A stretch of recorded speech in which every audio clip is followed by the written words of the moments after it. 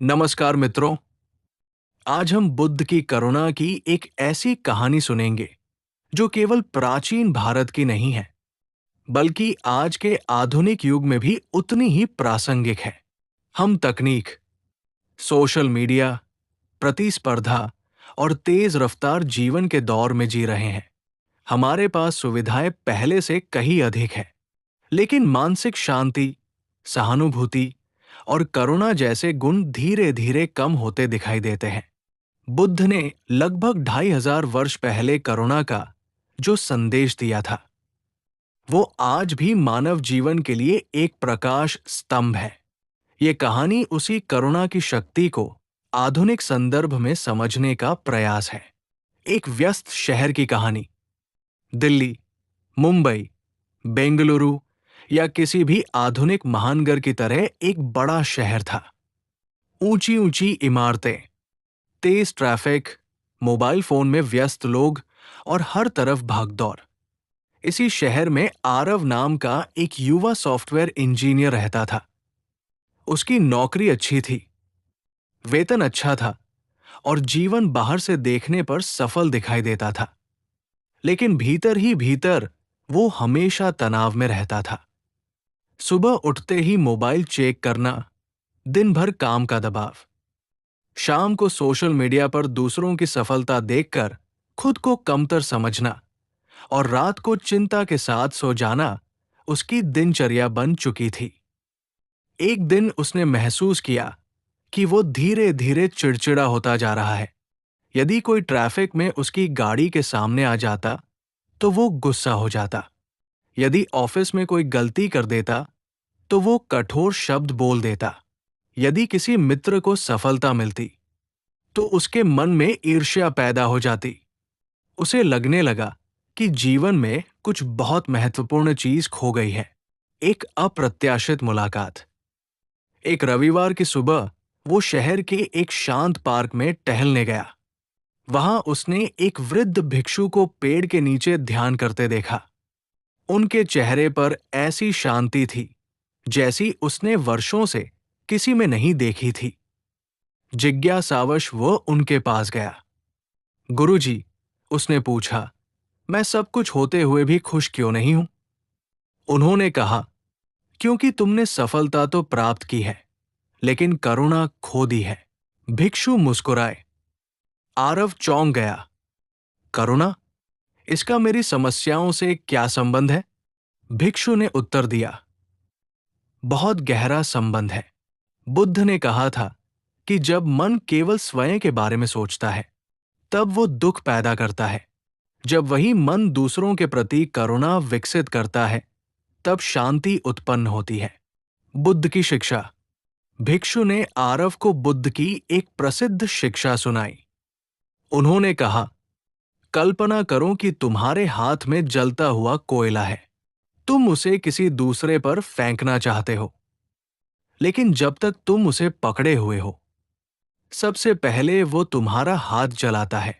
इसी प्रकार क्रोध, घृणा और कठोरता सबसे पहले हमें ही नुकसान पहुंचाती है। आरव कुछ देर तक सोचता रहा। उसे एहसास हुआ कि वो वर्षों से अपने ही क्रोध और तनाव का शिकार बना हुआ था। पहली परीक्षा। कुछ दिनों बाद ऑफिस में एक महत्वपूर्ण प्रोजेक्ट चल रहा था। उसकी टीम के एक नए सदस्य ने बड़ी गलती कर दी। पूरी परियोजना खतरे में पड़ गई। पहले वाला आरव होता तो वो सबके सामने उस कर्मचारी को अपमानित कर देता, लेकिन इस बार उसे भिक्षु की बात याद आई। उसने गहरी सांस ली और शांत स्वर में कहा, गलती हुई है, लेकिन हम मिलकर इसे ठीक करेंगे। नया कर्मचारी आश्चर्यचकित रह गया। उसकी आंखों में कृतज्ञता थी। उस दिन पहली बार आरव ने महसूस किया कि करुणा कमजोरी नहीं, बल्कि शक्ति है। सोशल मीडिया का जाल। कुछ समय बाद आरव सोशल मीडिया देख रहा था। वहां उसके एक पुराने मित्र ने नई कार और नया घर खरीदा था। पहले की तरह उसके मन में ईर्ष्या उठी, लेकिन इस बार उसने खुद से पूछा, क्या मैं वास्तव में अपने मित्र की खुशी से दुखी होना चाहता हूं? उसे बुद्ध का एक संदेश याद आया। दूसरों की खुशी में खुश होना भी करुणा का एक रूप है। उसने अपने मित्र को बधाई दी। आश्चर्यजनक रूप से उसका मन हल्का हो गया। सड़क किनारे बैठा व्यक्ति। एक शाम ऑफिस से लौटते समय उसने सड़क किनारे बैठे एक वृद्ध व्यक्ति को देखा। लोग उसके पास से गुजर रहे थे। कोई ध्यान नहीं दे रहा था। आरव भी आगे बढ़ गया, लेकिन कुछ कदम बाद वो रुक गया। उसे बुद्ध का वचन याद आया, यदि तुम किसी के दुख को कम कर सकते हो और फिर भी नहीं करते, तो तुम एक अवसर खो देते हो। वो वापस लौटा। उसने वृद्ध व्यक्ति के लिए भोजन खरीदा। कुछ देर उनके साथ बैठा। वृद्ध व्यक्ति की आंखों में जो कृतज्ञता थी, उसने आरव के हृदय को छू लिया। उस दिन उसे समझ आया कि करुणा केवल विचार नहीं, कर्म भी है। कृत्रिम बुद्धिमत्ता और करुणा। आज हम एआई, रोबोटिक्स और डिजिटल तकनीक के युग में प्रवेश कर चुके हैं। मशीनें अधिक बुद्धिमान हो रही हैं, लेकिन बुद्ध का प्रश्न आज भी वही है, क्या मनुष्य अधिक करुणामय भी हो रहा है? तकनीक हमें जोड़ सकती है, लेकिन करुणा ही हमें वास्तव में इंसान बनाती है। यदि हमारे पास अत्याधुनिक उपकरण हैं, लेकिन हम दूसरों की पीड़ा को नहीं समझते, तो हमारी प्रगति अधूरी है। महामारी का सबक। हाल के वर्षों में पूरी दुनिया ने महामारी का सामना किया। उस समय लोगों ने दो प्रकार के व्यवहार देखे। कुछ लोग केवल अपनी सुरक्षा और लाभ के बारे में सोच रहे थे। दूसरी ओर कई लोग ऐसे थे जिन्होंने अनजान लोगों की सहायता की। डॉक्टर, नर्स, स्वयंसेवक और सामान्य नागरिक दिन रात दूसरों की मदद कर रहे थे। यही करुणा की शक्ति थी। बुद्ध की शिक्षा पुस्तकों तक सीमित नहीं रही, वो लोगों के कार्यों में दिखाई दी। करुणा और मानसिक स्वास्थ्य। आज मानसिक तनाव विश्व की सबसे बड़ी समस्याओं में से एक है। लाखों लोग चिंता, अवसाद और अकेलेपन से जूझ रहे हैं। बुद्ध ने सिखाया था कि करुणा केवल दूसरों के लिए नहीं, स्वयं के लिए भी होनी चाहिए।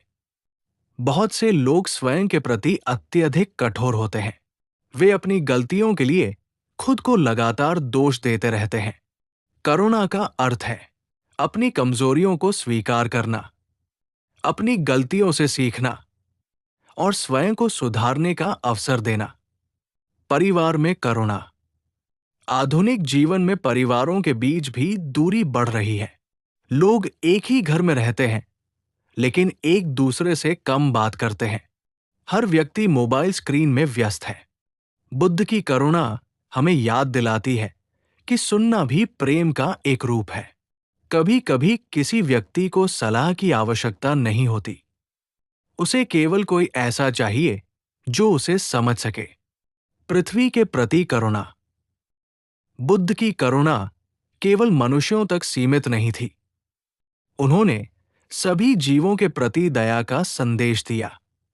आज जब पर्यावरण संकट बढ़ रहा है, ये शिक्षा और भी महत्वपूर्ण हो जाती है। पेड़ काटना, नदियों को प्रदूषित करना और प्राकृतिक संसाधनों का अत्यधिक उपयोग अंततः मानवता को ही नुकसान पहुंचाता है। करुणा का अर्थ है पृथ्वी के प्रति भी जिम्मेदारी महसूस करना। आरव का परिवर्तन। महीनों बीत गए। आरव का जीवन पूरी तरह बदल चुका था। उसकी नौकरी वही थी, उसकी चुनौतियां भी वही थी, लेकिन उसका दृष्टिकोण बदल गया था। अब वो लोगों को प्रतियोगी नहीं, इंसान के रूप में देखने लगा था। अब वो जल्दी क्रोधित नहीं होता था। अब वो दूसरों की मदद करने के अवसर खोजता था। सबसे महत्वपूर्ण बात, अब उसके भीतर शांति थी। बुद्ध का अंतिम संदेश। एक दिन आरव फिर उसी पार्क में गया। भिक्षु वहां बैठे थे। आरव ने कहा, गुरुजी, मेरी समस्याएं पूरी तरह समाप्त नहीं हुई है। भिक्षु मुस्कुराए। समस्याएं समाप्त होने के लिए नहीं आती, वे हमें सीख देने आती है। तो फिर शांति कैसे मिलेगी? भिक्षु ने उत्तर दिया, जब तुम्हारा हृदय करुणा से भर जाता है, तब जीवन की कठिनाइयां तुम्हें तोड़ नहीं पाती। निष्कर्ष, मित्रों, आज का संसार पहले से कहीं अधिक जुड़ा हुआ है। फिर भी लोग पहले से कहीं अधिक अकेले महसूस करते हैं। हमारे पास तेज इंटरनेट है, लेकिन धैर्य कम है। हमारे पास अधिक जानकारी है, लेकिन कम समझ है। हमारे पास अधिक साधन है, लेकिन कम संतोष है। ऐसे समय में बुद्ध की करुणा केवल एक आध्यात्मिक विचार नहीं, बल्कि जीवन जीने की आवश्यकता बन जाती है। करुणा का अर्थ है दूसरों के दुख को समझना, बिना स्वार्थ के सहायता करना, क्षमा करना, प्रेम पूर्वक बोलना और स्वयं के प्रति भी दयालु होना। जब हम करुणा को अपने जीवन का हिस्सा बनाते हैं, तब केवल हमारा जीवन ही नहीं बदलता, बल्कि हमारे आसपास की दुनिया भी बदलने लगती है। यही बुद्ध का संदेश था। यही आज की दुनिया की आवश्यकता है, और यही वो मार्ग है जो मनुष्य को सच्ची शांति, संतोष और आंतरिक स्वतंत्रता की ओर ले जाता है। करुणा वो भाषा है जिसे बहरे सुन सकते हैं और अंधे देख सकते हैं। जब हृदय करुणा से भर जाता है, तब संसार बदलने लगता है। यदि आपको भगवान बुद्ध के इन अनमोल उपदेशों से कुछ सीखने को मिला हो, तो कृपया इस वीडियो को लाइक करें, अपने मित्रों और परिवार के साथ शेयर करें, और ऐसे ही ज्ञानवर्धक एवं प्रेरणादायक वीडियो देखने के लिए चैनल को सब्सक्राइब करना न भूलें। धन्यवाद।